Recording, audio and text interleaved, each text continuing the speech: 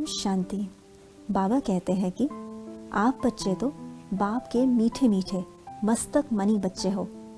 बाप आप बच्चों के सच्चे दिल के प्यार को देखता है, इसलिए स्वयं आ गया पढ़ाने के लिए। अब बिल्कुल बेफिक्र रहे, महीनता से अपनी चेकिंग कर, स्वयं पर अटेंशन रख, स्वयं को चेंज कर, बाप की पालना का, पढ़ाई का सबूत दो। अब किसी भी बात में, कोई भी बात में, कोई भी बच्चा अलबेला मत बने।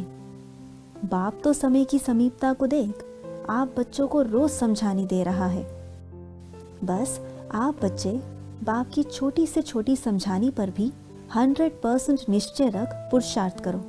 बाप नहीं चाहता कि बाप के किसी भी बच्चे को पश्चाताप करना पड़े, परंतु पुरुषार्थ आप बच्चों को ही करना है। इसलिए हर पल अपने पर अटेंशन रखो। देखो, बाप कहता है कि स्वयं को बेफिक्र बादशाह, हल्का, खुश और संतुष्ट रखना है। इसकी चेकिंग महीनता से करनी है। कई बार कर्म करते भी आपका पावरफुल कनेक्शन बाप के साथ होता है, परंतु आप अनुभव नहीं कर पाते और यही सोचते हो कि बैठकर तो योग किया नहीं। बैठकर योग लगाना बहुत बहुत बहुत अच्छा है, परंतु कर्म योगी की स्टेज भी कम नहीं। बस इसमें कर्म कॉन्शियस होने की बजाय कर्म योगी अर्थात स्वयं को आत्मा समझ बाप के साथ कंबाइंड रहने का बहुत अभ्यास चाहिए। इसके लिए आप स्वयं की चेकिंग भी कर सकते हो। यदि आप महसूस करते हो कि आपके अंदर ज्ञान गुण शक्तियाँ अर्थात स्वयं की तरफ अटेंशन भी बढ़ रहा है और परिवर्तन भी हो रहा है, तो आप अपने पुरुषार्थ से संतुष्ट रहो।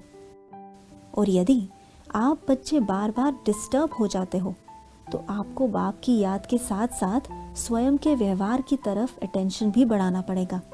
इसकी स्पीड तीव्र रखनी पड़ेगी, क्योंकि समय बहुत थोड़ा है और जैसे जैसे समय आगे बढ़ता जा रहा है तो पुरुषार्थ भी मुश्किल होता जाएगा।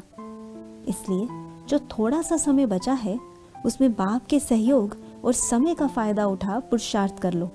योग के साथ साथ स्वयं के परिवर्तन पर फुल अटेंशन रखना है। यह पढ़ाई ही है मनुष्य से देवता अर्थात तमोगुनी आत्मा को परिवर्तन कर सतोगुनी आत्मा बना देने की। इसलिए चेक एंड चेंज। अच्छा, ओम शांति।